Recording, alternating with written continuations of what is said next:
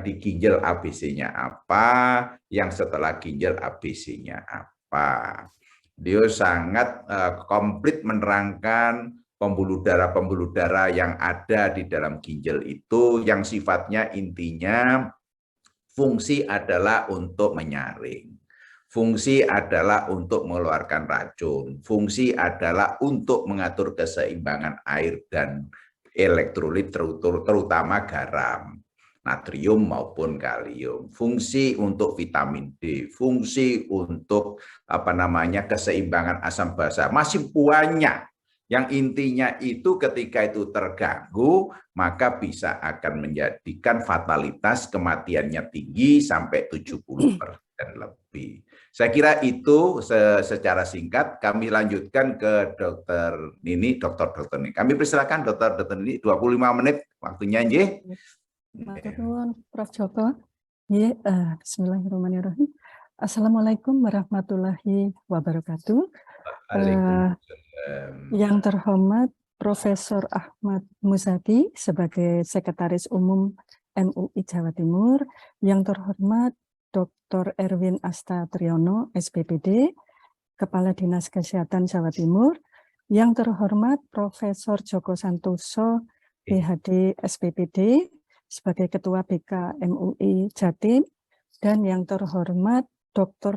Brahmana Askandar Cokro Prawiro, SPOG, Onkologi, sebagai Ketua IDI Surabaya. Pertama-tama saya mengucapkan terima kasih dan syukur alhamdulillah saya telah diberi kesempatan pada malam ini untuk berbagi informasi mengenai kasus-kasus yang sekarang menjadi topik yang sangat meresahkan. Sebelumnya, apakah suara saya bisa diterima dengan jelas? Sangat baik, Dokter. Sangat bagus. Baiklah, akan saya mulai presentasi saya.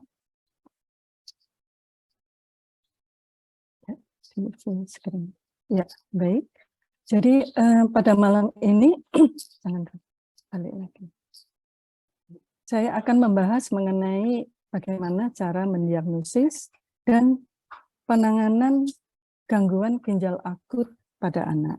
Ya, tadi Prof. Sudung sudah menjelaskan panjang lebar mengenai apa itu gangguan ginjal akut dan bagaimana anatominya. Ini saya sedikit mereview kembali.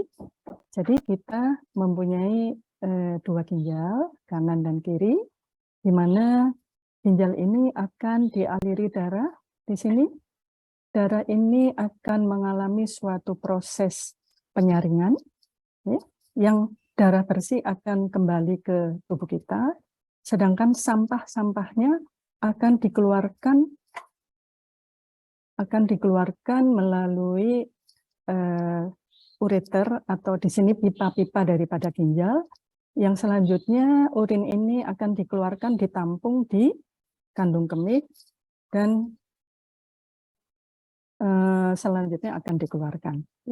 Jadi tadi sudah disebutkan juga bahwa kita mempunyai unit fungsional daripada ginjal. Jadi ginjal yang sangat berperan itu adalah di bagian korteks ini, yang namanya korteks ini bagian luar. Di sini terjadi proses penyaringan ginjal. Yang selanjutnya sampah-sampahnya tadi akan dikeluarkan melalui ureter atau pipa ginjal, yang selanjutnya akan dikeluarkan sebagai urin. Tadi juga sudah disinggung oleh Prof. Sugeng. Terima kasih Prof. Sugeng. Saya ingin menyinggung sekali lagi, karena saya sebelum mengatakan atau menangani kasus dengan gangguan ginjal akut, ini untuk mengingatkan kembali, apakah sebetulnya fungsi daripada ginjal kita. Fungsi ginjal kita itu adalah yang pertama mengontrol regulasi air dalam tubuh. Jadi kalau kita minum air banyak, maka air kencing kita akan banyak. Ya, itu kalau fungsi ginjal kita baik. Ya. Beberapa tahun yang lalu pernah ada terapi air, kalau tidak salah sampai 4 liter. Nah ini kita harus berhati-hati untuk orang yang ginjalnya normal nggak masalah, karena kelebihan air akan dikeluarkan dari tubuh kita. Tetapi kalau fungsi ginjal kita terganggu, maka ini akan membahayakan tubuh kita. Yang kedua adalah mengontrol keseimbangan elektrolit. Tadi juga sudah disinggung oleh Prof. Sudung ya, yaitu mengontrol keseimbangan kalium, natrium, klorid, magnesium, fosfor. Di mana elektrolit ini mempunyai peran yang sangat penting terhadap tubuh kita. Ya, sebagai contoh, misalnya kalium di sini, kalau kita kelebihan kalium, maka ini bisa mengganggu daripada gerakan dari jantung kita. Dan bila kalau kalium terlalu tinggi, maka jantung akan berhenti atau mengalami kejang. Jadi peran ginjal ini sangat penting sekali. Yang ketiga adalah mengontrol keasaman daripada tubuh kita. Ya. Jadi kalau tubuh kita terlalu asam, itu maka akan dikeluarkan melalui ginjal. Dan yang keempat adalah membuang sampah-sampah yang diproduksi oleh tubuh. Ya. Sampah itu apa? Sampah itu adalah ini misalnya ureum, kreatinin, ya, dan asam urat. Ini merupakan sampah-sampah dari tubuh yang harus dikeluarkan melalui air kencing. Dan yang kelima adalah membuat hormon. Tadi sudah dijelaskan oleh Prof. Sudung bahwa ginjal akan membuat yang namanya hormon eritropoietin. Hormon ini adalah hormon yang berperan terhadap pembuatan sel darah merah. Jadi kalau ginjal kita terganggu, maka biasanya salah satu gejalanya adalah anemi, ya, atau pucat. Kalau kalsitriol di sini adalah peran dari ginjal yang mengontrol vitamin D dan kalsium di dalam darah. Ya, jadi banyak sekali fungsi daripada ginjal kita. Nah, pada anak dengan gangguan ginjal akut, maka kemampuan fungsi-fungsi dari ginjal tersebut akan terganggu. Sehingga kemampuan fungsi ginjal menurun secara akut atau mendadak. Ya. Itu kalau gangguan ginjal. Terus yang selanjutnya, penurunan fungsi ginjal pada gangguan ginjal akut ini dimulai dari gangguan penurunan fungsi ginjal yang ringan sampai berat. Bila penurunan fungsi ginjal ini mencapai tahap yang sangat berat, maka disebut sebagai gagal ginjal atau failure, yang memerlukan penanganan khusus, misalnya yaitu cuci darah atau dialisis. Ini adalah sebagai contoh anak-anak dengan gangguan ginjal akut. Ya. Jadi anaknya biasanya tampak sangat sakit sekali. Ini biasanya gangguan ginjal akut yang sudah stadiumnya cukup berat. Ya. Jadi ini kita bisa lihat anak-anak kita yang biasanya ceria, di sini tergeletak, ya, bengkak, ya, kadang-kadang memerlukan bantuan pernapasan. Ya. Dan ini merupakan gangguan ginjal akut pada tahap yang paling berat, yaitu tahap failure atau gagal ginjal. Nah, pada gangguan ginjal akut tahap failure ini untuk menyelamatkan anak tersebut memerlukan tindakan pengganti ginjal. Jadi fungsi ginjal ini kita ambil alih, yaitu dengan cara melakukan hemodialisis. Ya. Hemodialisis yaitu dengan cuci darah. Di sini ada dua macam. Ya. Cuci darah bisa dengan mesin, bisa juga cuci darah yang mempergunakan selaput peritoneum di dalam perut, yang disebut peritoneal dialisis. Ini adalah tahapan tata laksana bila gagal ginjalnya mencapai tahap failure atau gagal ginjal. Jadi gangguan ginjal akut merupakan keadaan yang memerlukan tindakan yang cepat dan tepat tergantung dari penyakit yang mendasari. Perlu dideteksi secara dini kejadian gangguan ginjal akut ini untuk menghindari komplikasi-komplikasi yang terjadi dan perburukan keadaan. Bila gangguan ginjal akut ini kita temukan fase dini dan segera kita tangani, maka kemungkinan kesembuhannya adalah sangat besar. Keterlambatan penanganan gangguan ginjal akut dapat meningkatkan angka kesakitan maupun kematian pada anak. Dan sekitar 20% lebih kurang gangguan ginjal akut pada anak ini dapat lanjut menjadi penyakit ginjal kronik atau PGK. Tadi Prof. Sugeng sudah menjelaskan apa itu gangguan ginjal akut, apa itu penyakit ginjal kronik ya. Jadi penyakit ginjal kronik ini adalah keadaan yang sangat-sangat kita hindari. Kalau bisa anak yang dengan gagal ginjal akut ini bisa sembuh, tidak lanjut menjadi penyakit ginjal kronik. Bagaimana cara mendiagnosis gangguan ginjal akut? Ini adalah salah satu kriteria yang saya sampaikan tadi. Prof. Sugeng sudah menyampaikan ada beberapa kriteria ya. Ada yang menurut KDIGO, ada yang menurut AKIN, ada yang menurut Rifle. Nah, ini yang saya sampaikan adalah pediatric Rifle ya, atau modified daripada Rifle, di mana di sini terdapat 5 tingkat keparahan daripada gangguan ginjal akut. Jadi di sini ada 5 tahapan, yaitu race, injury, failure, loss, dan end state. Pada fase race, di sini terjadi gangguan ginjal akut, tetapi ini yang paling ringan. Di mana di sini terjadi penurunan fungsi ginjal sekitar 25%. Ya. Selain terjadi penurunan fungsi ginjal 25%, di sini juga ditandai penurunan produksi dari urin. Jadi produksi urin kurang dari 0,5 mili per kilo per jam selama 8 jam. Jadi ini tiap kriteria mempunyai sedikit perbedaan, tergantung kita mau pakai yang mana. Maka pada rekomendasi dari Kemenkes itu dicantumkan antara 6 sampai 8 jam. Karena kalau rekomendasi daripada KDIGO itu mempergunakan 6 jam. Sedangkan keparahan yang lebih berat lagi yaitu injury. Ya, injury ini sudah terjadi cedera atau jejas pada ginjal, terjadi penurunan fungsi ginjal sekitar 50%. Ya, selain fungsi ginjalnya menurun 50%, di sini juga ditandai adanya penurunan daripada produksi urin ya, kurang dari 0,5 mili per kilo per jam selama 16 jam. Tadi sudah diberi contoh oleh Prof. Sugeng ya. Jadi kalau anak beratnya misalnya 10 kilo, jadi kalau setengah mili berarti 5 mili per jam, 5 kali 20, jadi sekitar 120 per 24 jam. Jadi kalau per 16 jam ya sekitar 80 mili dalam waktu 16 jam.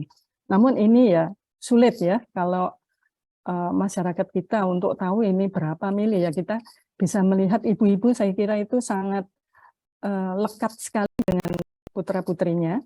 Beliau-beliau itu tahu persis. Anak saya enggak kencing dok, sudah 3 jam ini enggak kencing. 3 jam aja beliau-beliau itu sudah tahu gitu. Jadi untuk indikator produksi urin ini sangat penting sekali bagi masyarakat kita. Sedangkan pada tahap failure, di sini penurunan fungsi ginjal sudah mencapai lebih dari 75%, 75% atau lebih.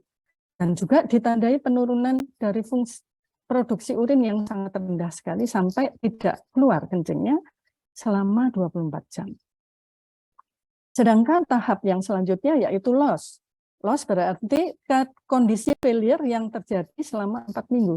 Jadi penurunan fungsi ginjal dari 75% yang tidak kembali selama 4 minggu ini disebut loss. Loss ini kemungkinan untuk kembali normal ini sudah sangat kecil sekali. Dan dikatakan end state atau tahap akhir. Bila penurunan fungsi ginjal ini menetap selama 3 bulan. Ya, jadi kalau sudah sampai di sini ya, ini tidak ada kemungkinan ginjal itu akan kembali normal. Biasanya pada penyakit ginjal kronik itu ada 5 tahap. Tadi Prof. Sugeng sudah menyinggung. Kalau sampai tahap 1 akan jadi tahap 2, tahap 3, tahap 4, tahap 5 merupakan tahap akhir daripada penyakit ginjal kronik yang memerlukan tindakan terapi pengganti ginjal atau dialisis. Bagaimana penanganan daripada gangguan ginjal akut ya? Secara umum penanganan gangguan ginjal akut ini bertujuan mengatasi penyebab atau etiologi kalau diketahui, dan juga dampak yang ditimbulkan.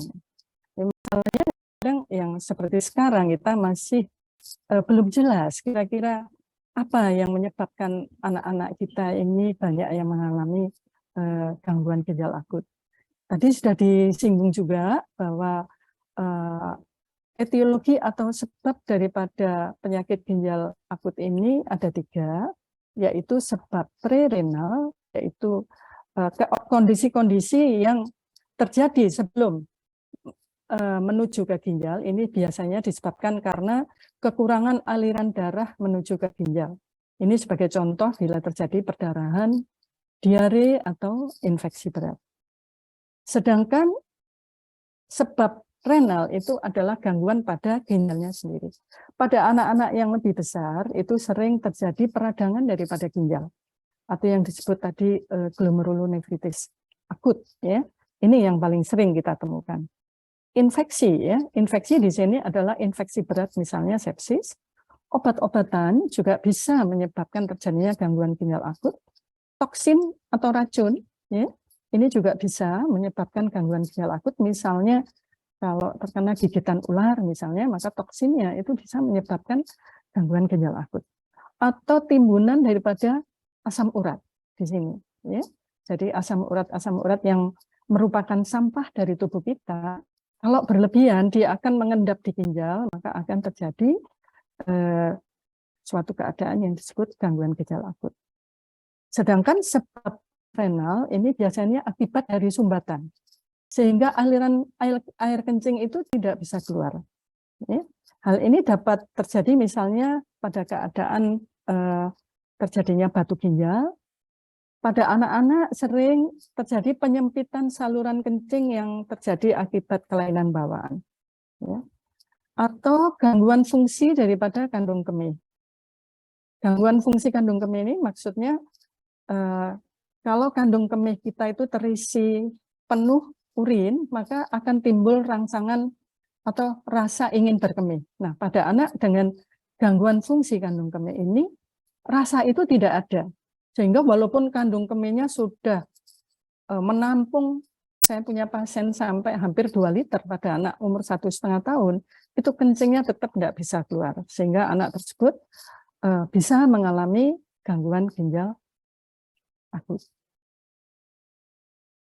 Ini sebagai contoh sebab prarenal, ya, yaitu akibat muntah-muntah yang hebat, atau akibat diare atau mencret-mencret yang hebat, yang menyebabkan kondisi dehidrasi. Kondisi dehidrasi inilah yang menyebabkan aliran darah ke ginjal menjadi menurun, sehingga terjadilah gangguan ginjal akut. Sedangkan ini sebagai contoh sebab renal yang pada anak yang lebih besar biasanya itu terjadi peradangan daripada ginjal. Ini sebagai contoh, ya.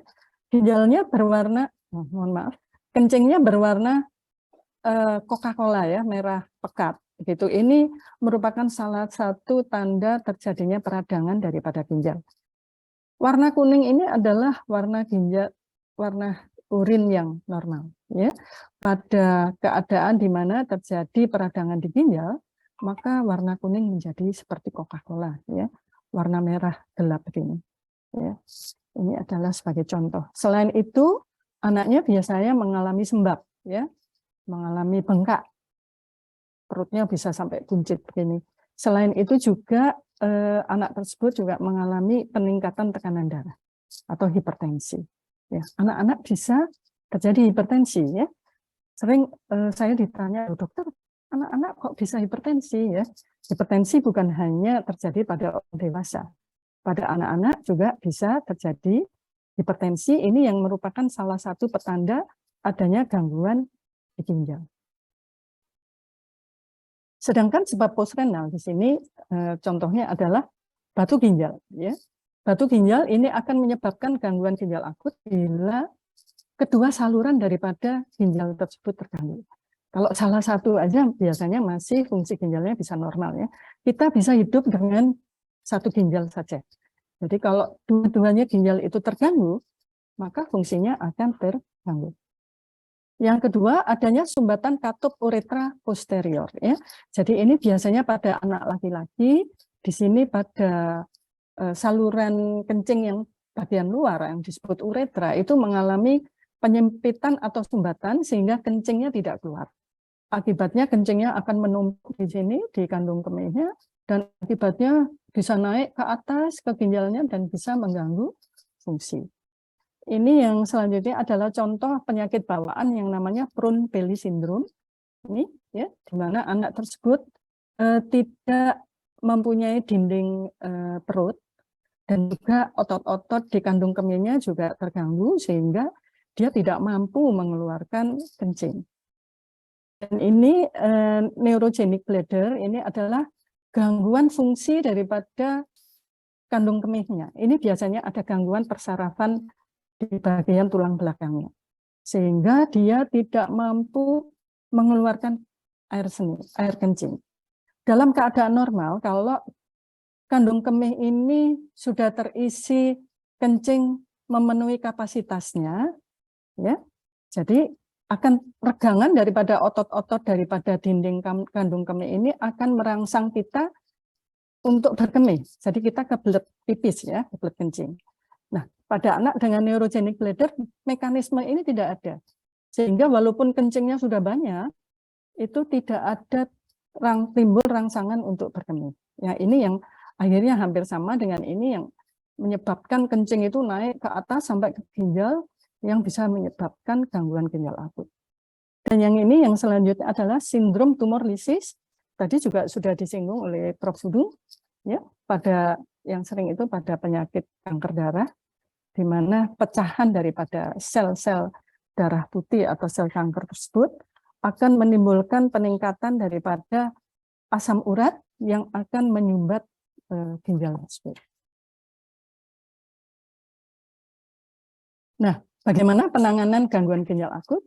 Ya, ini yang sebetulnya yang lebih penting adalah pencegahan terjadinya gangguan ginjal akut.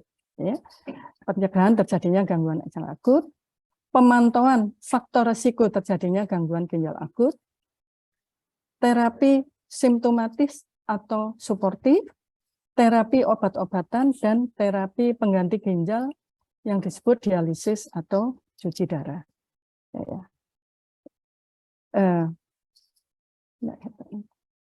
Pencegahan merupakan hal yang sangat penting ya untuk menghindari komplikasi-komplikasi dan perburukan keadaan. Faktor risiko atau keadaan yang memudahkan terjadinya gangguan ginjal akut pada anak adalah bayi prematur. Jadi pada bayi-bayi yang lahir kurang bulan atau dengan berat badan lahir rendah itu sangat rentan untuk terjadi gangguan ginjal akut. Demikian juga anak yang sudah mengalami penyakit ginjal kronik. Ya, jadi anak tersebut fungsi ginjalnya sudah menurun, yang sudah kronik, terus mengalami misalnya suatu kondisi infeksi, misalnya muntah-muntah, mencret, maka dia lebih mudah terjadi penurunan fungsinya lebih berat. Misalnya dari penyakit ginjal kronik stadium 2 akan turun bisa sampai stadium 4 atau stadium 5. Kemudian kondisi yang merupakan faktor risiko memudahkan terjadinya gangguan ginjal akut yaitu bila terjadinya infeksi berat, pasca operasi besar, dan anak yang sedang sakit kritis.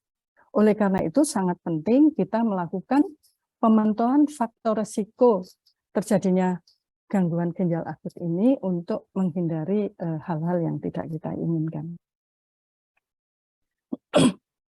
Nah, apakah gangguan ginjal akut ini dapat dicegah? Kalau kita bisa mendeteksi secara dini, maka kemungkinan terjadinya gangguan ginjal akut yang lebih berat itu kita bisa mengatasi. Misalnya yang pertama, pada anak-anak dengan perdarahan atau diare muntah-muntah, maka kita harus segera mengatasi kekurangan volume darah atau cairan pada anak tersebut. Ya. Jadi pada anak dengan diare yang hebat misalnya, itu maka kita harus segera memberikan cairan pengganti. agar tidak terjadi cedera pada ginjalnya. Yang selanjutnya adalah menghindari obat-obatan yang dapat mengganggu fungsi daripada ginjal. Obat-obatan di sini ada obat-obatan misalnya antibiotik golongan gentamisin misalnya, ya, kita harus hati-hati. Dalam pemberian obat tersebut, kita harus memantau apakah anak tersebut fungsi ginjalnya normal atau tidak. Kalau fungsi ginjalnya sudah menurun, ditambah diberi obat yang dapat mengganggu fungsi ginjal, maka penurunan fungsi ginjal akan menjadi lebih cepat. Yang selanjutnya adalah mengontrol kadar asam urat dalam darah. Ya. Saya kira ini kita sudah paham semua bahwa asam urat ini merupakan sampah dari tubuh yang dapat mengendap di ginjal, yang dapat menyebabkan gangguan daripada fungsi ginjal, baik akut maupun kronis. Bila terdapat tanda peradangan ginjal, misalnya adanya bengkak, kencing berwarna kecoklatan, kencing berbusa, ada gejala hipertensi, maka disarankan segera berobat. Dan bila terdapat gejala kencing tidak lancar, atau kencing berkurang, atau tidak kencing dalam 6-8 jam, segera berobat ke rumah sakit. Sedangkan terapi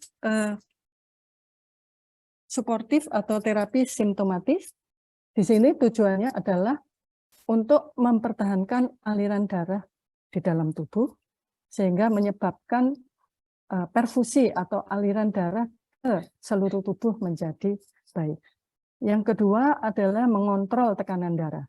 Ya, karena sering pada anak dengan gangguan ginjal akut itu, tekanan darahnya bisa tinggi, bisa juga tekanan darahnya bisa turun. Ya, jadi kita harus mengontrol supaya tekanan darah itu menjadi stabil.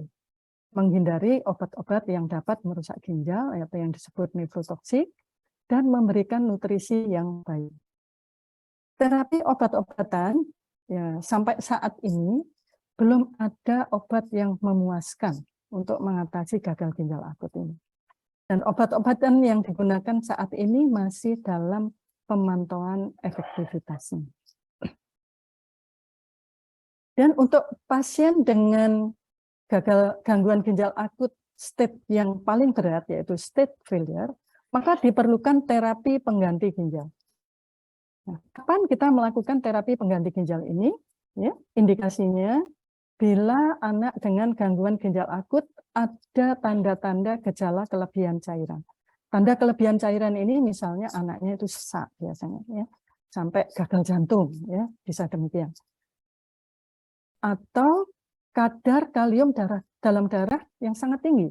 Ya, seperti tadi saya sudah menjelaskan bahwa kalium yang tinggi ini sangat berbahaya pada kehidupan kita karena bisa mempengaruhi kontraksi atau gerakan daripada jantung kita.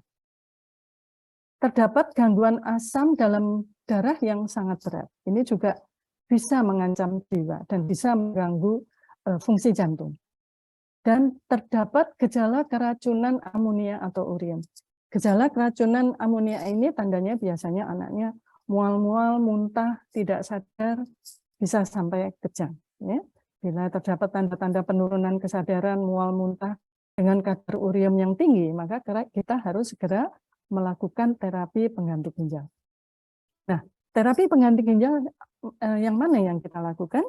Kita bisa melakukan hemodialisis atau peritoneal dialisis. Ini hemodialisis ini adalah terapi pengganti ginjal. Jadi kita mengambil alih fungsi ginjal ini dengan mengontrol dengan mesin. Kalau peritoneal dialisis ini terapi yang menggunakan membran daripada selaput peritoneum daripada tubuh kita, dari perut kita, dan yang disebut continuous renal replacement therapy ini merupakan dialisis yang dilakukan secara terus-menerus selama 24 jam. Namun demikian, continuous renal replacement therapy ini memang sangat bagus sekali, terutama untuk mengeluarkan cairan dalam tubuh, tapi memerlukan biaya yang sangat besar. Gambar kartun ini adalah sebagai ilustrasi untuk anak-anak yang mengalami gangguan ginjal akut state failure. yang membutuhkan tindakan dialisis, kita bisa melakukan dengan hemodialisis. Di sini ya, darah dari anak tersebut dikeluarkan, kemudian dibawa ke mesin. Di sini dilakukan proses penyaringan, ya. Jadi ya dia bekerja seperti tubuh kita, gitu ya. Nah, darah yang sudah bersih kembali ke ginjal, sedangkan sampahnya akan dikeluarkan. Sedangkan peritoneal dialisis ini adalah cuci darah yang mempergunakan selaput peritoneum yang terdapat di dalam perut. Jadi di sini kita memasukkan cairan dialisat, dimasukkan ke dalam perut, dibiarkan sekitar 4 jam. Tujuannya supaya di dalam perut ini akan terjadi proses penyaringan. Nah, setelah 4 jam, maka cairan yang ada di dalam perut tersebut akan dikeluarkan. Jadi proses ini seakan-akan ginjal kita bekerja. Ya, kalau di dalam keadaan normal ini darah yang masuk ke ginjal, di sini mengalami proses penyaringan, sampah-sampahnya akan dikeluarkan melalui urin. Ya, jadi ini apa yang kita lakukan baik hemodialisis maupun peritoneal dialisis ini merupakan ilustrasi atau gambaran dari apa yang terjadi di dalam tubuh kita. Yang tujuannya adalah untuk mengeluarkan racun-racun atau sampah-sampah yang membahayakan keselamatan anak-anak kita. Ini adalah gambaran ginjal normal, ya. Ginjal normal ini sangat bagus sekali bentuknya, permukaannya rata, ya. Ini baik sekali. Dan ini adalah gangguan ginjal akut. Ini ginjal akan mengalami pembengkakan, ya. Biasanya ginjalnya akan membengkak, ya. Sedangkan pada penyakit ginjal kronik, di sini ginjalnya sudah bentuknya sudah tidak seperti normal lagi, ya. Tidak bagus seperti ini, permukaannya biasanya tidak rata, ya, mengkerut-mengkerut, dan akhirnya dia akan mengecil, ya. Ini yang disebut penyakit ginjal kronik. Nah, ini adalah gambaran ginjal kita, ya. Ini adalah gambaran ginjal yang normal. Kalau mengalami penyakit ginjal kronik, ini ginjal akan berubah bentuknya, ya. Dia akan mengecil, permukaannya tidak rata, ya, mengkerut. Kalau ini tahapnya lebih berat, akhirnya akan menjadi gagal ginjal tahap akhir, ya. Di sini ginjal sudah tidak berfungsi lagi. Jadi di sini sudah mau tidak mau, suka tidak suka, kita harus melakukan dialisis untuk mempertahankan hidup kita. Kementerian Kesehatan Republik Indonesia, ini merupakan keputusan daripada Direktur Jenderal Pelayanan Kesehatan nomor 02/01/1305 tahun 2022 menyatakan bahwa untuk deteksi dini dan tata laksana klinis anak dengan gangguan ginjal akut, ya, yaitu deteksi dini pra rumah sakit. Jadi maksudnya ini adalah anak tersebut masih ada di dalam masyarakat kita, ya. Ini merupakan informasi yang sangat penting sekali untuk kita ketahui, ya. Kewaspadaan dini pada tahap pra rumah sakit atau masyarakat itu bila kita menemukan seorang pasien atau anak di bawah 18 tahun dengan gejala demam, gejala infeksi saluran pernapasan akut, misalnya batuk pilek, atau gejala infeksi saluran cerna, misalnya diare atau muntah, maka orang tua keluarga harus membawa anak tersebut ke fasilitas kesehatan tingkat pertama yang terdekat. Ya. Sedangkan untuk fasilitas kesehatan tingkat pertama, apa yang harus dilakukan di sini dari Vaskes 1 itu harus memberikan edukasi kepada orang tua, yaitu memantau tanda-tanda bahaya, ya, yaitu pemantauan jumlah dan warna urin, yaitu warna urin yang pekat atau kecoklatan. Bila jumlah urin berkurang, ya, dikatakan berkurang jika jumlahnya kurang dari 0,5 mili per kilo per jam dalam waktu 6 sampai 12 jam, atau tidak keluar urin, tidak kencing selama 6-8 jam, ya, maka pasien harus segera dirujuk ke rumah sakit. Kesimpulan yang bisa saya sampaikan,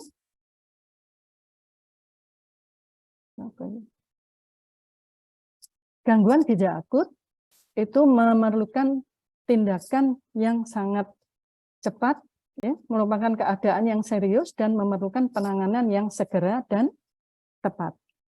Gangguan ginjal akut dapat menjadi penyakit ginjal kronik bila tidak ditangani dengan segera dan secara tepat. Ya.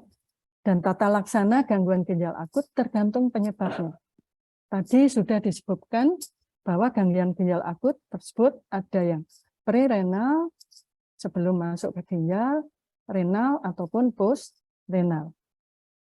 Deteksi dini untuk masyarakat, yaitu untuk pasien yang berusia kurang dari 18 tahun, dengan gejala demam, gejala infeksi saluran pernapasan akut, misalnya batuk pilek, atau gejala infeksi saluran cerna, diare, muntah, atau kencing berwarna kecoklatan, maka orang tua atau keluarga harus segera membawa ke fasilitas kesehatan tingkat pertama yang terdekat.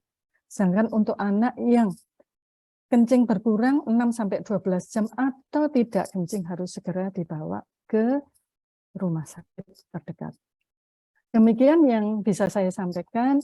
Saya ingin sedikit menyampaikan, marilah kita semua menyayangi ginjal kita agar kita bisa melakukan ibadah kita, aktivitas kita dengan sehat. Demikian yang bisa saya sampaikan. Mohon maaf bila terdapat kekurangan dan mudah-mudahan bermanfaat. Dan saya akhiri dengan wassalamualaikum warahmatullahi wabarakatuh. Waalaikumsalam. Terima kasih Dr. Nini Asmaningsih yang luar biasa juga dalam mempresentasikan materi-materinya dengan cukup banyak gambar-gambar sehingga memudahkan untuk menginternalisasi materi yang ditransfer oleh Dr. Nini. Beliau memberikan kesimpulan tadi yang sangat bagus bahwa gagal ginjal akut merupakan suatu peristiwa yang cukup serius. Apabila itu berlanjut, maka bisa menjadi kronis. Kemudian ada semacam panduan dalam kondisi yang sangat chaos ini. Panduan Departemen Kesehatan tadi sudah dibacakan, yang intinya ISPA, infeksi saluran pernapasan akut, infeksi saluran cerna, dengan tadi sudah dikasih gambaran ada kencing coklat, kemudian ada demam, dan sebagainya, sudah lengkap disampaikan. Baiklah, kita masuk ke dalam diskusi. Di sini kami melihat chattingnya tidak ada ya yang menanyakan. Apa kami berikan langsung saja pada hadirin secara online. Kami persilakan. Atau yang resign, monggo.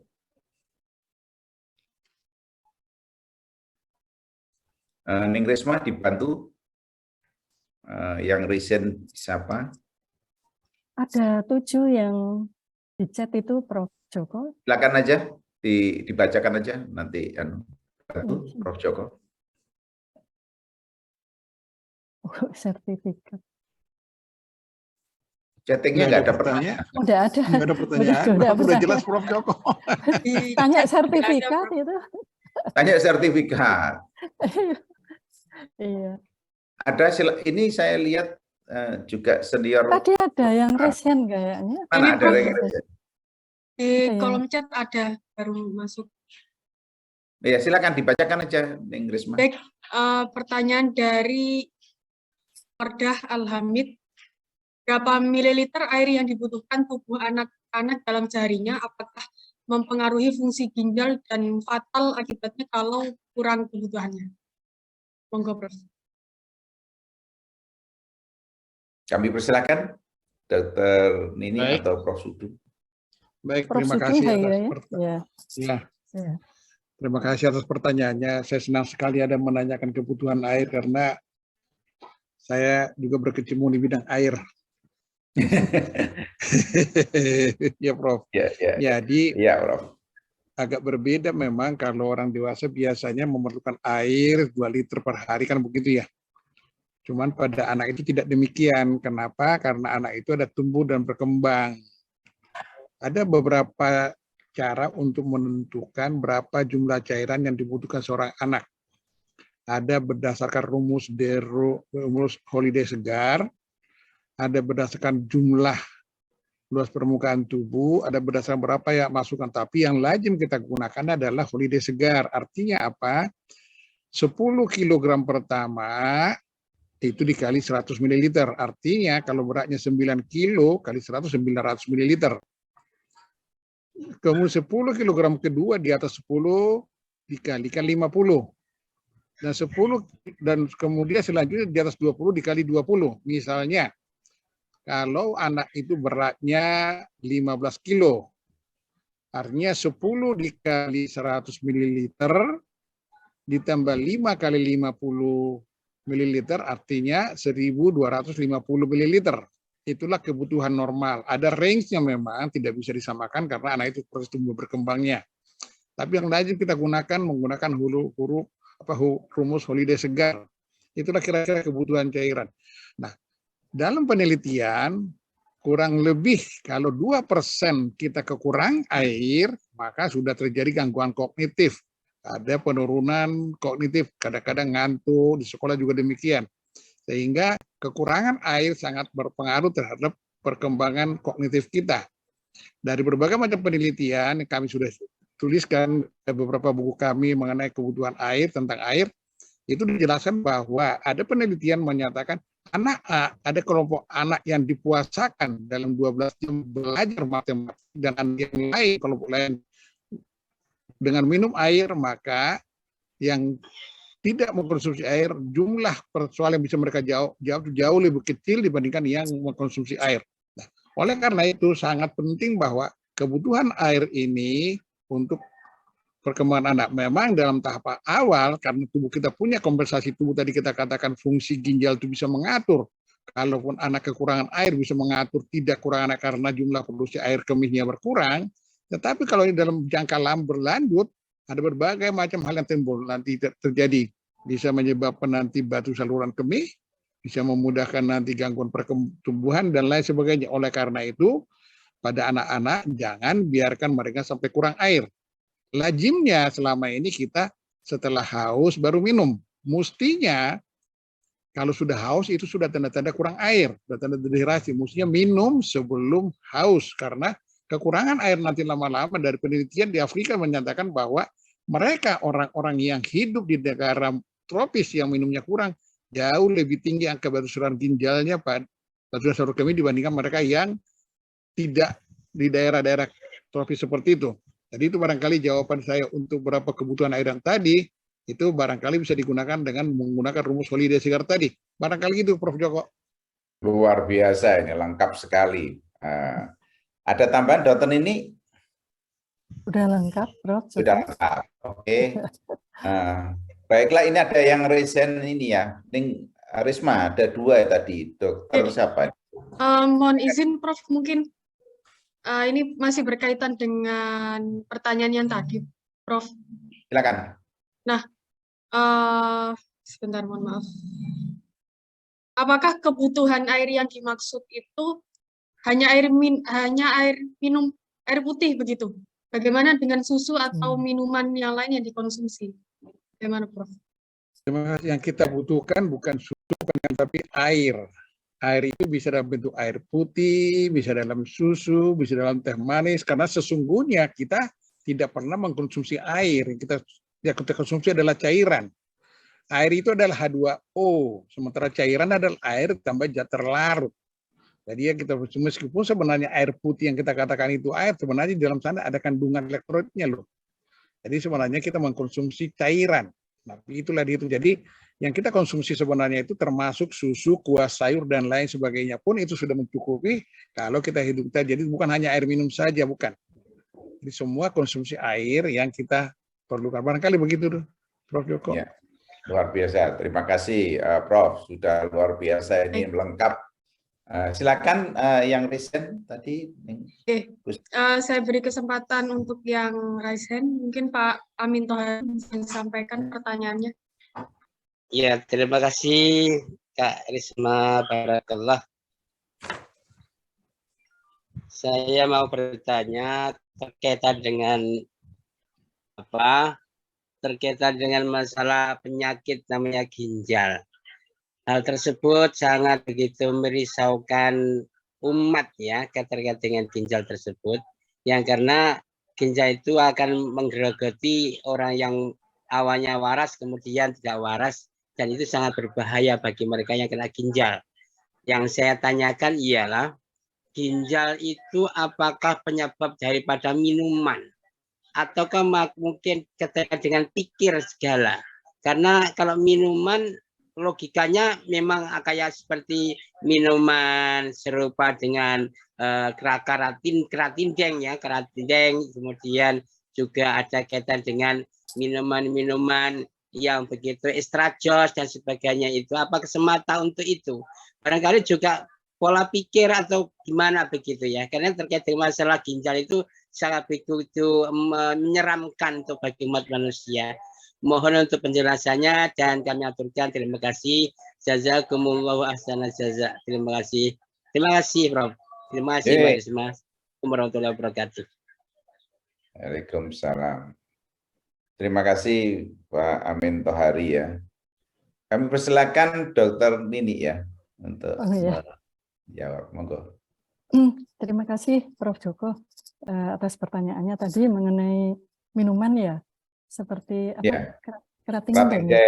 Iya, saya mohon maaf saya tidak tahu keratindeng itu kandungannya apa ya.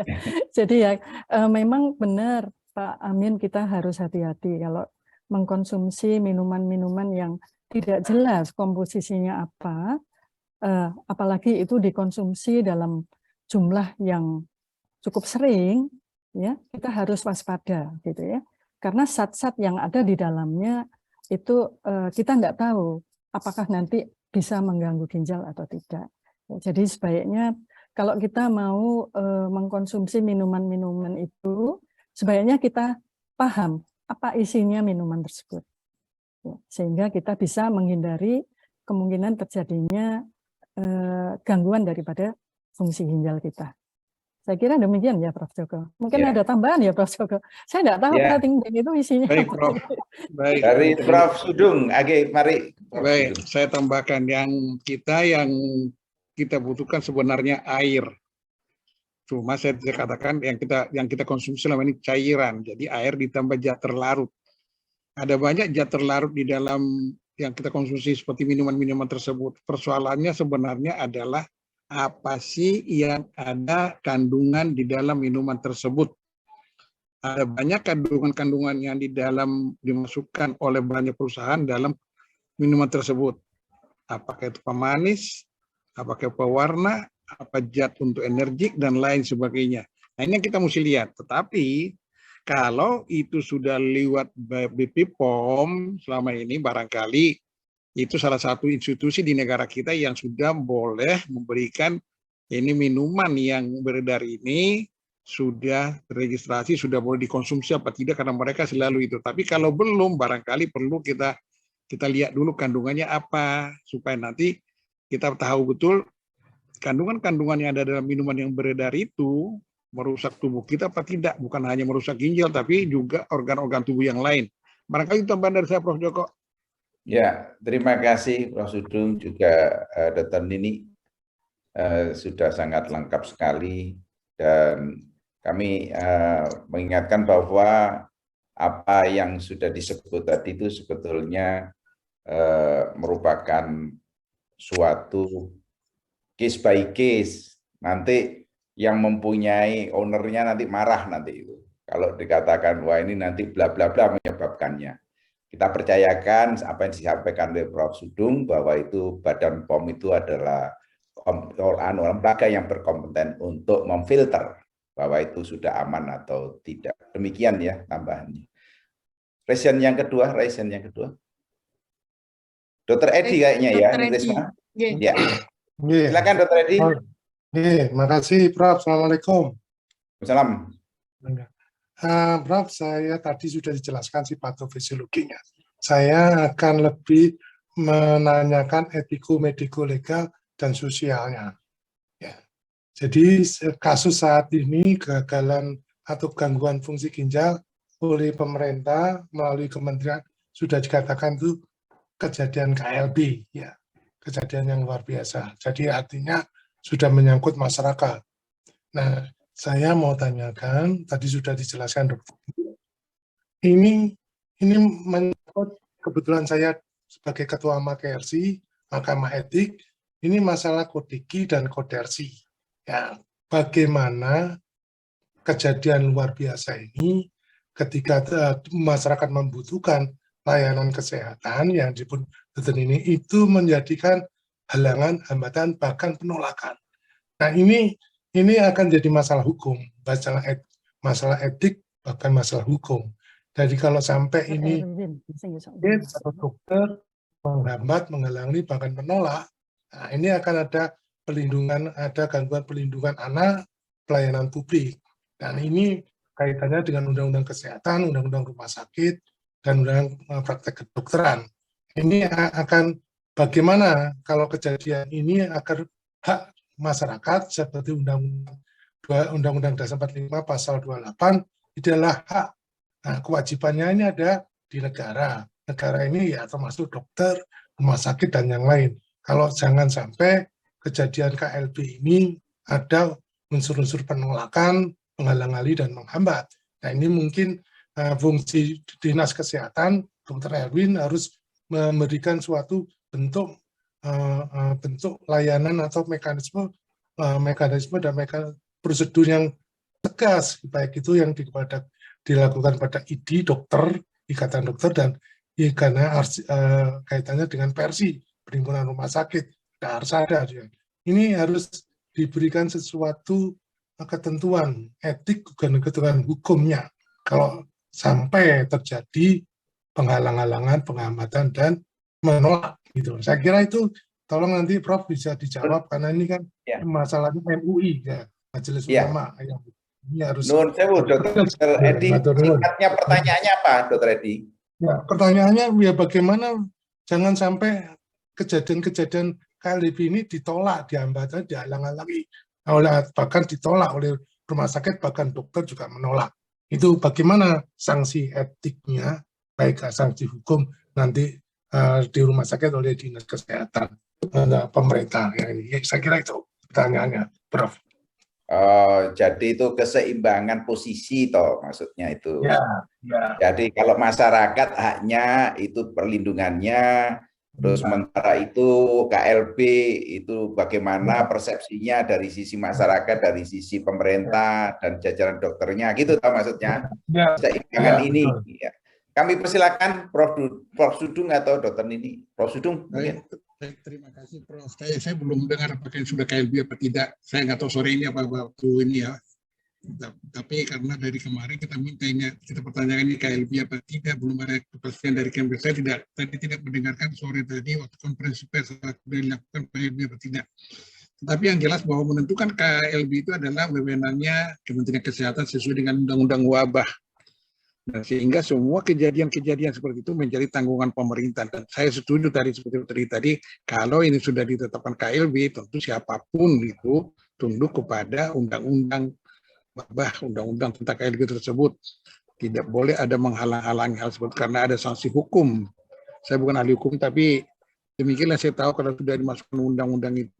Bahwa ini yang kita pentingkan adalah bukan hanya untuk anak ini saja, tapi untuk semuanya tentu.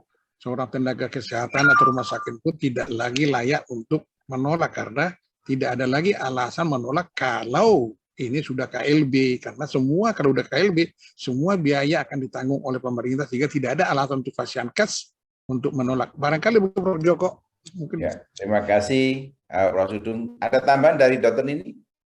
Saya kira sudah ya, mungkin Prof. Joko, kalau ada Dr. Erwin mungkin bisa memberikan. Ada Dr. Erwin nggak?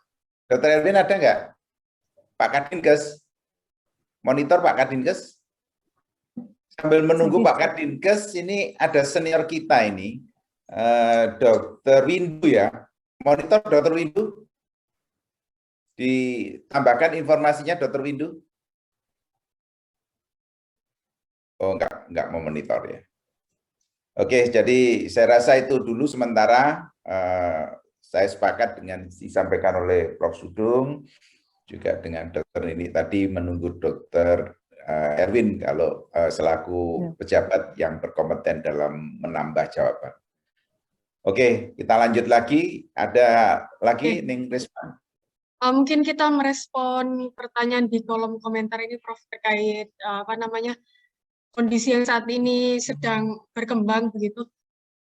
Bagaimana menurut pendapat Prof dan dokter tentang etilen glikol yang terdapat pada obat-obat sirup yang dikatakan sebagai penyebab penyakit ginjal akut pada anak-anak yang muncul akhir-akhir ini. Kemudian kalau memang ini sudah terkontaminasi di tubuh kita, untuk menetralisirnya bagaimana begitu? Ya, oke. Ini saya tadi menelpon bagian farmasis ya. Tadi malam kami memohon dari Badan POM, tapi karena kesibukan ya, sehingga tidak terakses pada forum ini, tidak ada yang dari Badan POM. Dan kemudian kami tadi menghubungi yang ahlinya juga dari Fakultas Farmasi, Prof. Junaidi Khotib. Untuk sementara kami persilakan Prof. Sudung atau Dr. Nini menjawab sambil saya menghubungi Prof. Junaidi Khotib.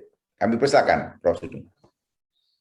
Baik, terima kasih Prof. Jadi menyangkut adanya etilen glikol pada kasus ini, sebenarnya ini bermula dari banyak kejadian yang kami alami di rumah sakit, terutama di RSCM.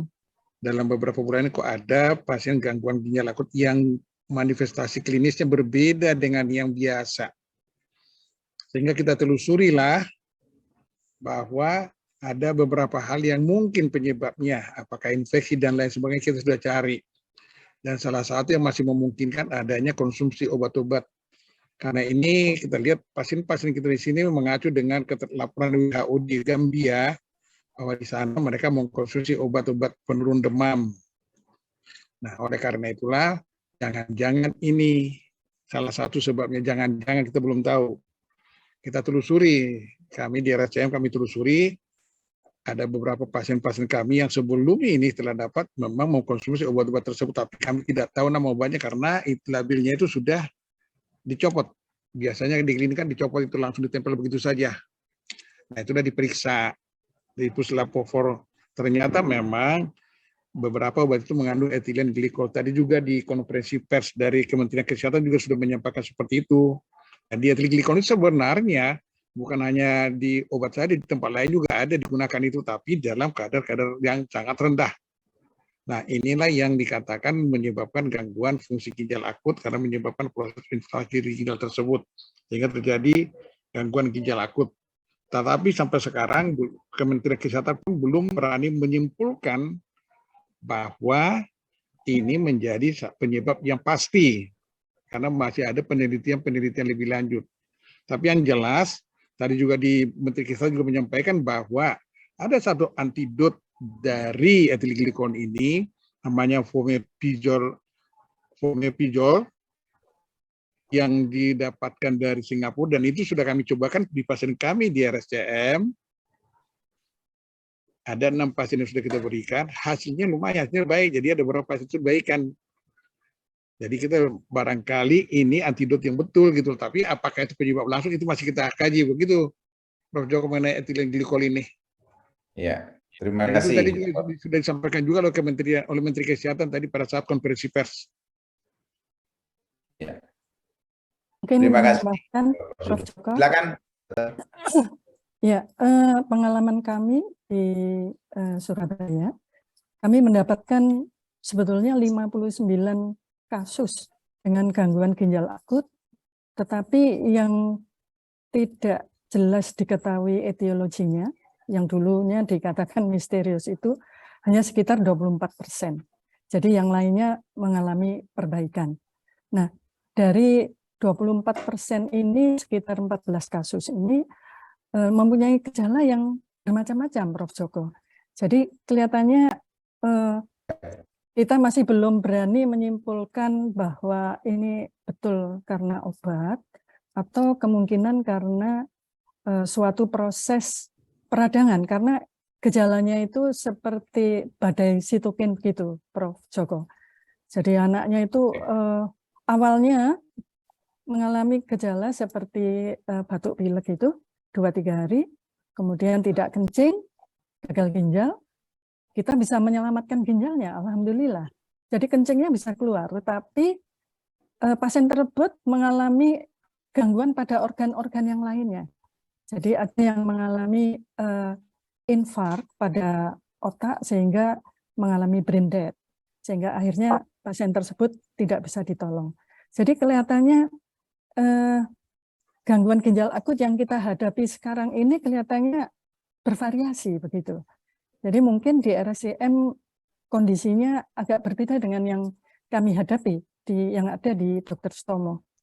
Di sini ada yang diare tetapi diarenya itu tidak berat sampai menimbulkan dehidrasi. Jadi diarenya itu enggak begitu profus, tapi disertai dengan penurunan atau tidak kencing sama sekali, akhirnya gagal ginjal.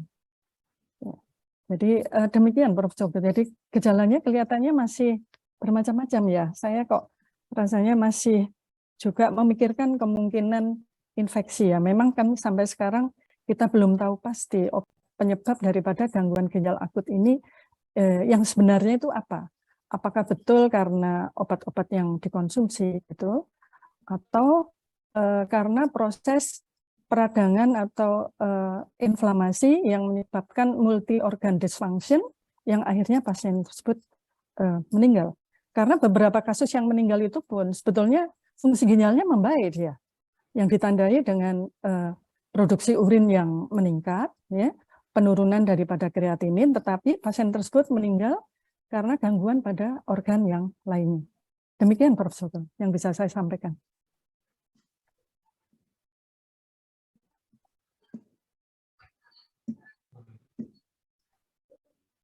Baik, terima kasih Dr. Nini. Baik, Prof. Joko. Ya, Ninjasnul. Luar biasa jawabannya, baik Prof. Sudung maupun Dr. Nini. Mungkin Dr. Windu mau monitor, saya masih lihat Dr. Windu untuk menambahkan pengertian KLB, Dr. Windu. Bisa bantu Dr. Windu untuk menambahkan? Oh, enggak ada ya. Oke, jadi demikian kelengkapan yang diaturkan jawabannya dari Dr. Nini maupun Prof. Sudung. Mungkin ada tambahan lagi dari para audiens. Dr. Windu gabung, Prof. Halo? Dr. Windu gabung. Lagi, Dr. Windu gabung tapi mungkin nggak mau monitor barangkali ya. Dr. Windu? Sambil saya telepon nanti.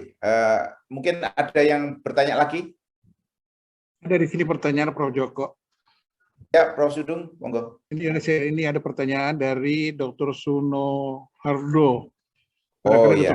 Tadi sekarang ini dalam pelayanan hampir semua dalam perlindungan BPJS. Kapan FKTP merujuk ke FKRT? Barangkali tadi sudah disampaikan Dr. Nini. Silakan Dr. Nini.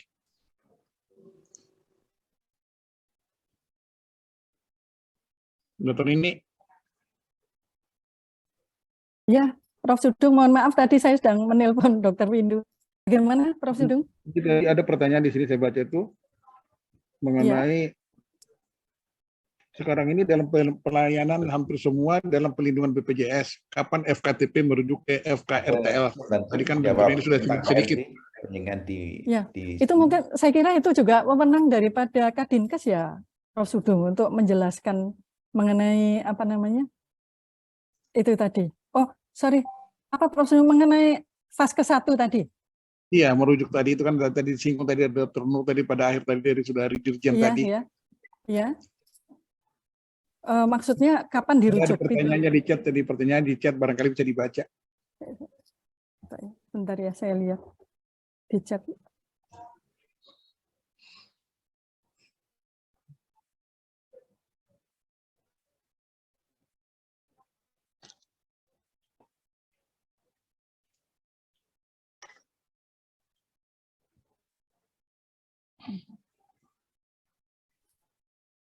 Mengenai merujuk dari Vaskes 1 ke Vaskes yang lebih tinggi, itu tentu saja berhubungan dengan fasilitas-fasilitas yang ada di Vaskes 1 tersebut, Prof. Sugeng. Jadi misalnya kalau pasien tersebut sudah mulai tidak kencing, kan itu memerlukan pemeriksaan laboratorium pendukung, bun, kreatinin, asam urat, dan sebagainya, perlu USG, yang tidak memungkinkan dilakukan di Vaskes 1.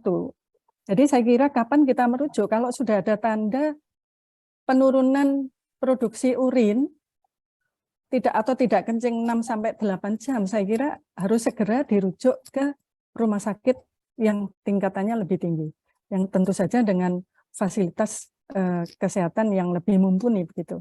Karena di Vaskes 1 kan tidak ada prosedur, misalnya kita butuh USG, butuh pemeriksaan pendukung bun, kreatinin, asam urat, gas darah, dan sebagainya.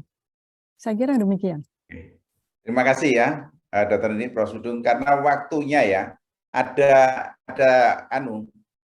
Dr. Windu bersedia, monggo silakan Dr. Windu untuk menambah pengertian KLB, Dr. Windu. Halo Dr. Windu. Oh enggak. Yeah. Oh, monggo Dr. Windu. Oh, Assalamualaikum. Waalaikumsalam. Jadi saya saya tetap close video ya. Iya, betul apa? Jadi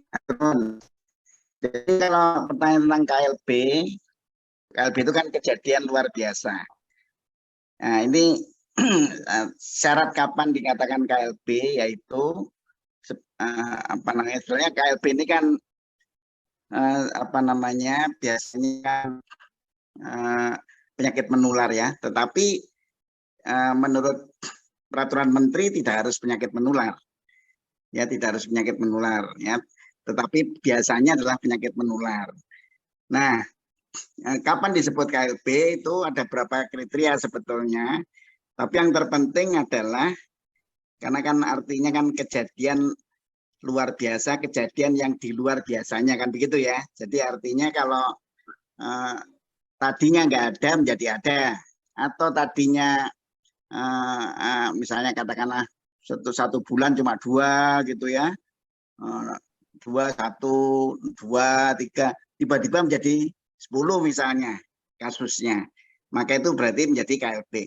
Jadi KLB pengertiannya adalah kalau ada beberapa beberapa kejadian di mana kasus yang biasanya tiba-tiba menjadi 2 kali atau lebih. Itu salah satu ya, 2 kali atau lebih jumlah kasusnya ya, 2 kali atau lebih dari biasanya. Itu sudah salah satu kriteria disebut KLB. Atau peningkatan itu terjadi dalam 3 periode berturut-turut, misalnya 3 bulan berturut-turut. Ya, seperti contohnya gangguan ginjal akut ini pada anak. Itu biasanya ya secara nasional nih ya, itu setiap bulan itu bisa cuma 2 laporannya ya, yang terlaporkan. Ini yang dilihat yang terlaporkan, karena ada kejadian yang tidak dilaporkan ya. Ini dilaporkan aja misalnya. Biasanya 2, 1 ya. Tiba-tiba pada bulan Agustus ketemu 30 misalnya. Nah, itu jelas sudah kita sebut kejadian luar biasa. Ya, asal dia terjadi dalam periode 3 periode berturut-turut minimal ya. Jadi seperti ini misalnya, dia sudah lebih dari 2 kali lipat dari biasanya. Jadi misalnya biasanya paling tinggi 5 lah, tiba-tiba menjadi 30. Itu sudah berapa kali ya, lebih dari 2 kali, dan 3 periode berturut-turut, ya kan, misalnya. Jadi 3 bulan berturut-turut, misalnya Agustus, September, Oktober, tetap tinggi gitu. Nah, Itu yang kita sebut sebagai kejadian luar biasa. Ada kriteria lain ya, beberapa kriteria lain, tapi dengan jumlah yang meningkat seperti itu lebih dari 2 kali lipat, kemudian periodenya lebih dari 3 periode berturut-turut, ya maka sudah bisa kita sebut KLB. Dan itu tidak harus penyakit menular ya, tidak harus. Tapi kalau penyakit menular, tapi yang biasanya adalah penyakit menular. Misalnya COVID-19 kemarin atau sekarang ya. Tapi gangguan ginjal akut anak bisa juga menjadi KLB. Tapi sekarang belum dinyatakan KLB, ya kan? Tetapi tindakannya sudah KLB sebetulnya yang dilakukan oleh pemerintah. Hanya saja secara resmi belum dinyatakan KLB, ya, oleh baik itu oleh kepala dinas kesehatan, ya di tingkat daerah maupun menteri di tingkat nasional misalnya. Saya kira begitu Pak Prof. Mohon maaf ini tadi saya baru mulai. Dr. Windu, matur suwun. Jariahnya dilipat gerakan oleh Allah. Oke. Baiklah, Bapak Ibu yang dirahmati Allah, waktunya sudah habis. Kami tawarkan atau kami aturkan waktu untuk closing statement dari Prof. Sudung, kemudian disusul oleh Dr. Nini. Kami persilakan Prof. Sudung closing statement. Baik, terima kasih Prof. Joko. Pertama-tama terima kasih untuk semuanya. Sampai kehadiran di sini masih saya lihat sampai 159 masih tetap setia hadir. Ya, luar biasa. Artinya sekarang kita menghadapi suatu kejadian yang sungguh-sungguh mengkhawatirkan kita semua, yaitu gangguan ginjal akut pada anak. Meskipun kita tahu gangguan ginjal pada anak itu sebenarnya sering terjadi, tapi pada keadaan seperti ini kejadiannya sangat-sangat luar biasa dan manifestasi klinisnya berbeda dengan yang lain. Oleh karena itu, mari kita bersama-sama apa yang sudah disampaikan oleh pemerintah kita, ini untuk kebaikan kita semua, kebaikan anak-anak, marilah dulu kita ikuti seperti itu, kita lihat nanti perkembangannya. Mudah-mudahan apa yang kita hadapi sekarang ini, kita bisa mengetahui apa penyebab pastinya dan bagaimana menatelasannya. Semoga upaya yang kita lakukan bersama ini bisa memberikan hasil yang baik. Barangkali itu Prof. Joko. Terima kasih untuk semuanya. Terima kasih Prof. Sudung. Lanjut ke Dr. Nini, monggo. Ya, terima kasih Prof. Joko. Pada kesempatan ini sekali lagi saya mengucapkan terima kasih atas kesempatan yang diberikan kepada saya. Mudah-mudahan apa yang bisa kami sampaikan bisa memberikan pencerahan, penjelasan mengenai gangguan ginjal akut dan bisa mengurangi kecemasan bagi para orang tua yang masih mempunyai putra-putri yang masih kecil-kecil. Dan mudah-mudahan badai ini, gangguan ginjal akut ini segera berlalu dan kita semua diberikan kesehatan untuk dapat melakukan tugas-tugas kita selanjutnya. Saya kira demikian Prof. Joko. Saya akhiri sekali lagi saya ucapkan terima kasih dan mohon maaf bila terdapat kekurangan-kekurangan. Terima kasih Dr. Nini, dan pada akhirnya kami akan mengaturkan pertama, jangan panik Bapak Ibu dan para Bapak Ibu yang ada di luar forum ini, diharapkan jangan panik sehingga bisa melaksanakan kegiatan sebagaimana tadi.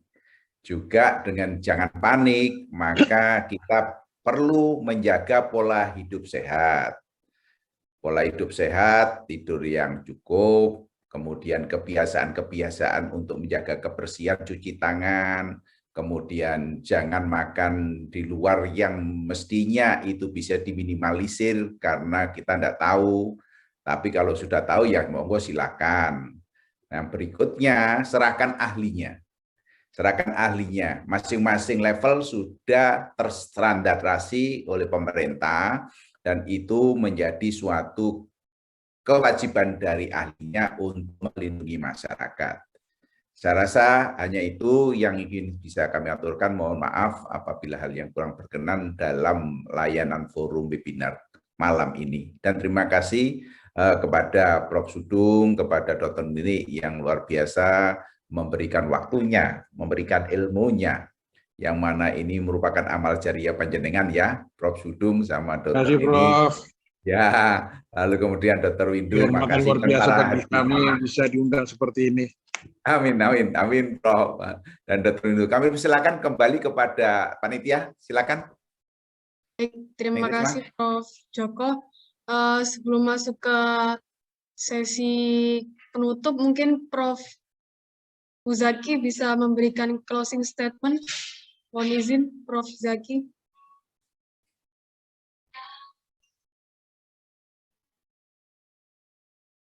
Prof. Zaki. Ya, Monggo, Prof. Bismillahirrahmanirrahim. Kita mengikuti penyampaian materi dari para narasumber kita yang hari ini menjadi guru kita semua di bawah pimpinan pengarahan tadi oleh Prof. Joko langsung. Bagaimana sekarang kita tadi belajar tentang gimana sih gangguan gagal ginjal akut pada anak dan seterusnya. Karena itu kemudian saya mewakili Dewan Pimpinan Majelis Ulama Indonesia mengaturkan terima kasih yang sebesar-besarnya kepada para narasumber kita, kepada Prof. Joko dan kepada kita semua, para jamaah webinar literasi kesehatan. Mudah-mudahan ini bagian dari kita semua, selain kita mendapatkan ilmu yang banyak dari para ahlinya, juga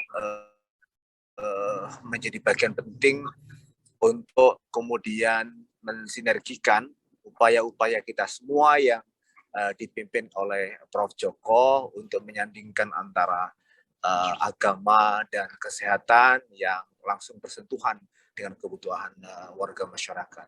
Matur nuwun seluruhnya. Wallahul muwaffiq ila aqwamit thoriq. Wassalamualaikum warahmatullahi wabarakatuh. Waalaikumsalam warahmatullahi wabarakatuh. Baik, terima kasih kepada Prof. Zaki. Terima kasih pula kepada Prof. Joko Santoso yang telah memandu diskusi malam hari ini. Selanjutnya sebagai ungkapan terima kasih kami kepada para keynote speaker dan narasumber, berikut ini kami sampaikan sertifikat untuk keynote speaker dan narasumber.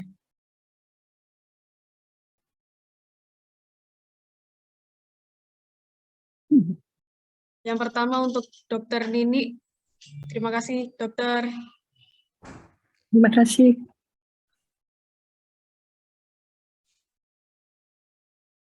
Selanjutnya untuk Prof. Sudung.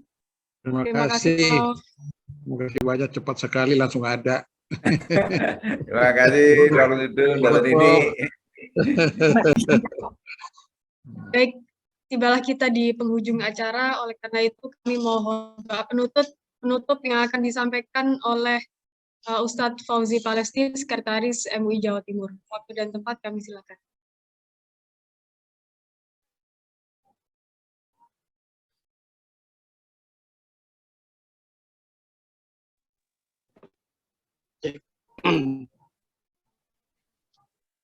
Langsung.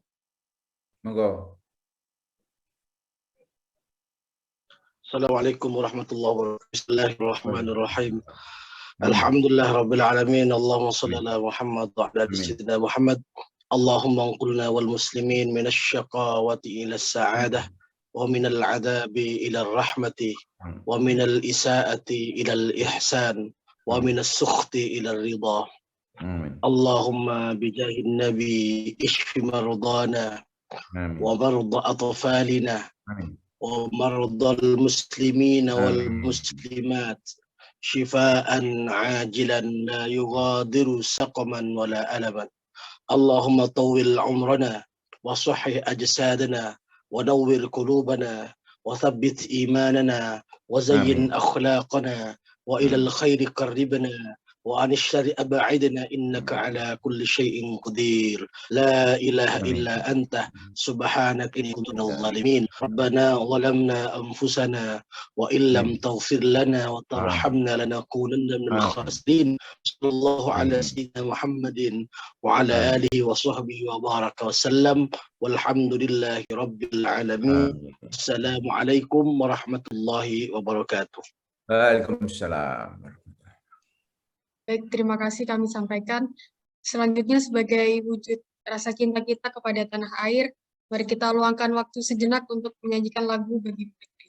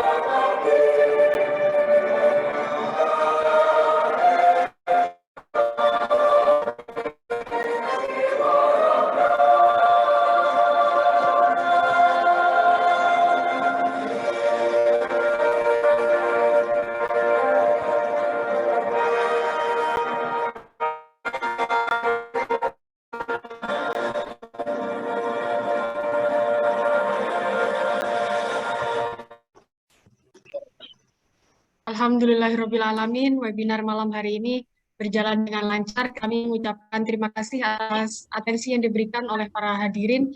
Sampai bertemu pada webinar seri literasi kesehatan MUI Jatim selanjutnya. Demikian dari kami, mohon maaf jika ada kesalahan.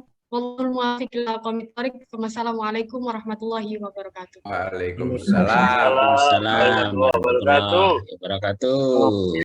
Pak Sudung, matur suwun. Pamit semuanya. Assalamualaikum Prof Joko. Prof Sudung, Prof Joko. Terima kasih. Membangun ilmunya. Mas Anung, makasih. Yuk. Mas Tor. Sok Hanung ada tuh, Sok Hanung. Ya, Prof. Makasih Prof Sudung ya. Terima kasih, Prof. Ya. Ya, pamit ya. Ya, Lagi makasih. Mohon pamit, Li. Ma, ya, dan ini. Mohon izin